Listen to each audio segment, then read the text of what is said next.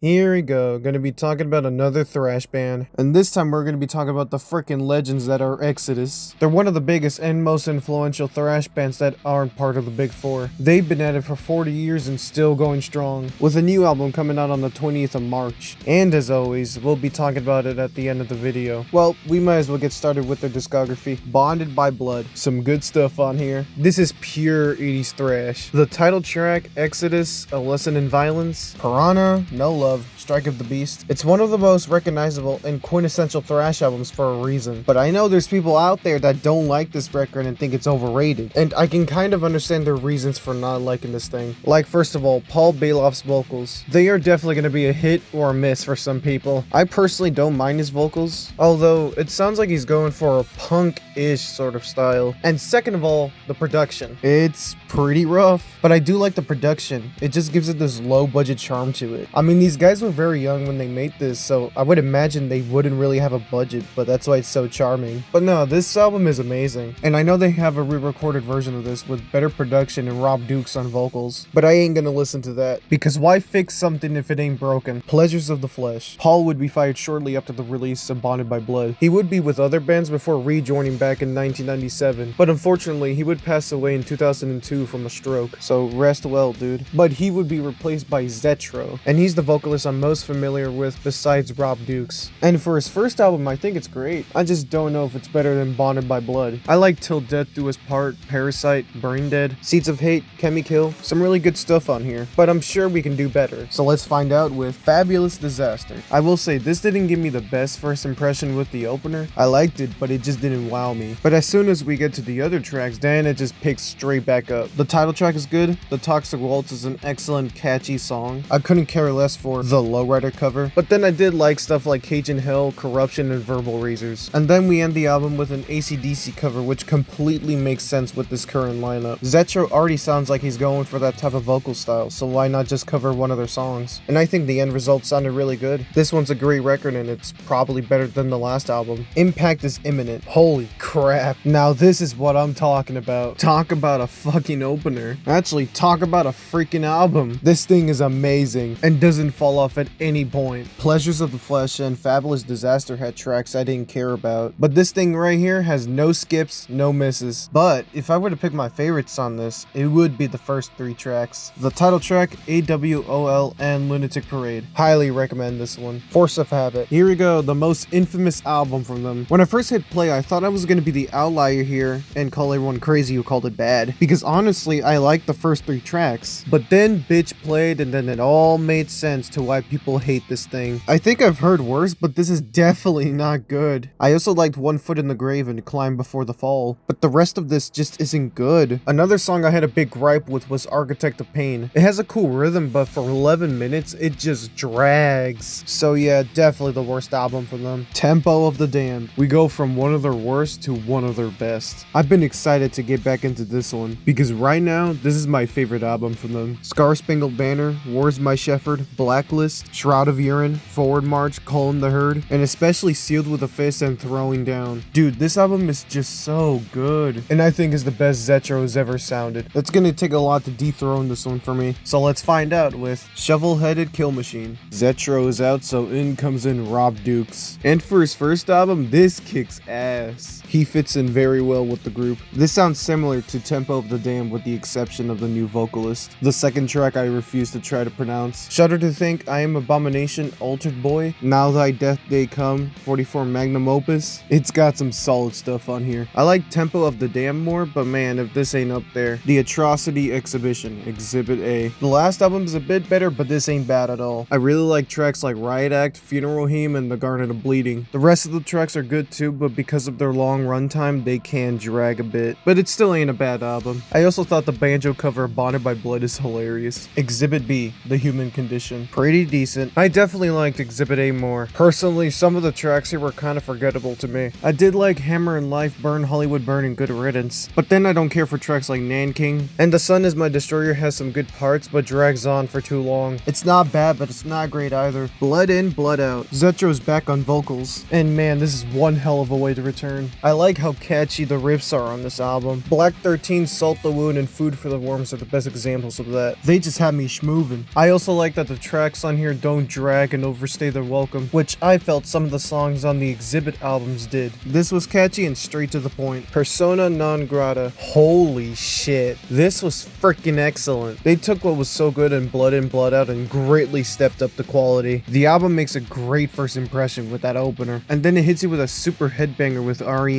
Then you got a pretty menacing track with Prescribing Horror. Then there's the nearly 8-minute Lunatic Liar Lord. Despite the runtime, it does not get boring. Then we finish it off with the Fires of Division and Antiseed. This album is actually pretty close to the quality of Tempo of the Damned. The new record comes out in 2 days at the time of this recording. It's gonna take a lot to match up with this thing, but I guess we'll find out soon. Goliath. Just got done listening to the record, and even though I didn't like this more than Persona, I still thought it was really good. 3111 is a good opener with a nice build up to the hectic song. Hostess Humani Generis really fucking shreds. The Change in Me and Promise You This are good. The title track is a slower song, but I dig it. Beyond the Event Horizon and 2 Minutes Hate are also great. Summon of the God Unknown is the longest track on here, clocking in at almost 8 minutes, but I'm not bored by it. And The Dirtiest of the Dozen is such a great closer and possibly my favorite track on the album. I wouldn't call this an absolute favorite of mine, but it's really good. Not disappointed by this release. Also, it's good to hear Rob Dukes on vocals again, even though Zetra is my favorite vocalist from Exodus. And we are done with Exodus. God, I love these guys' music. Possibly one of the most fun bands to listen to. Even though they have one big stinker, most of these I do really enjoy. And I'll always have fun headbanging to these guys. Now, before we move on to the ranking, I do have to say one thing. I've had like a month of preparation for this video, so I had some time to re-listen to a few of these records. So some of these rankings are not going to be placed at the spots I originally had them. Force of Habit, Exhibit B, Exhibit A, Pleasures of the Flesh, Goliath, Blood In, Blood Out, Shovel-Headed Killing Machine, Persona Non Grata, Fabulous Disaster, Bonded by Blood, Impact is Imminent, Tempo of the Damned. Next video will be on At the Gates, which I won't be doing until like next month, so it's gonna be a while. Well, that's the end of the video, so you all can go.